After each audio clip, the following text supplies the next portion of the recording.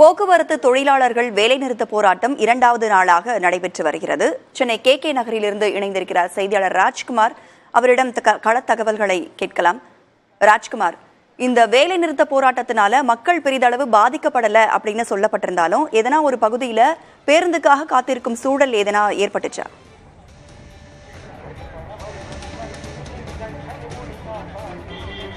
இரண்டாவது நாளாக போக்குவரத்து தொழிலாளர்கள் வேலைநிறுத்த போராட்டத்தில் ஈடுபட்டு வருகிறார்கள். அதே போன்று பேருந்து பயணிகளுக்கு சிரமம் இல்லாமல் பாதிப்பு எதுவும் இல்லாத வகையில் பேருந்துகளை இயக்குவதற்கான நடவடிக்கையை தமிழக அரசு எடுத்து வருகிறது.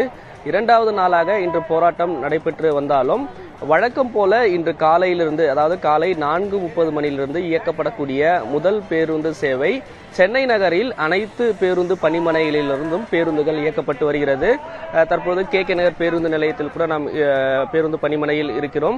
இங்கேயும் வழக்கம் போல காலை நேரத்தில் இருக்கக்கூடிய பேருந்துகள் நிறுத்தி வைத்திருக்கார்கள். பேருந்து சேவை இயக்கப்பட்டு வருகிறது. போக்குவரத்துறை அதிகாரிகள் தெரிவிக்கும் பொழுது இன்று காலை 7 மணி நிலவரப்படி வழக்கமாக இயக்கப்படக்கூடிய பேருந்துகளை விட சற்று கூடுதலாக இயக்கியிருப்பதாக தெரிவித்திருக்கிறார்கள். 2200 பேருந்துகள் சென்னை நகரிலிருந்து இன்று காலை பேருந்து சேவை இயக்கப்பட்டு இருப்பதாக தெரிவித்திருக்கிறார்கள்.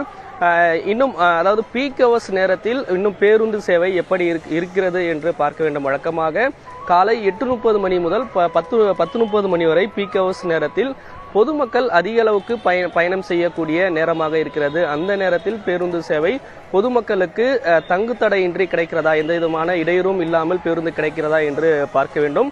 ஆனால் சென்னை நகருக்குள் இயக்கக்கூடிய பல வழித்தடங்களில் பேருந்து வழக்கமான அளவில் இயக்கப்பட்டு வருகிறது.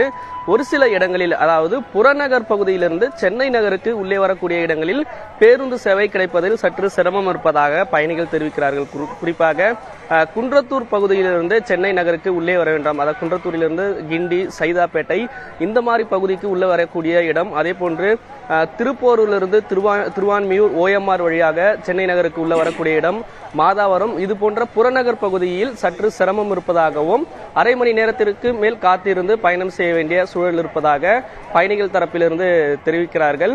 எனவே மற்றபடி பல வழித்தடங்களில் வழக்கமாக இயக்கப்படக்கூடிய அளவில் பேருந்துகள் இயக்கப்பட்டு வருவதாக தெரிவிக்கிறார்கள்.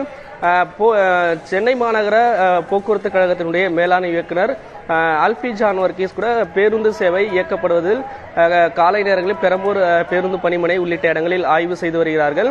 1 மணி நேரத்திற்கு 1 மணி நேரம் பேருந்து சேவை எந்த அளவுக்கு இயக்கப்படுகிறது, அதில் குறைபாடு எதுவும் இல்லாத வகையில் இருப்பதற்கான நடவடிக்கை மேற்கொண்டு வருகிறார்கள். அதே போன்று காவல்துறையினரும் பாதுகாப்பு பணியில் ஈடுபட்டு இருக்கிறார்கள்.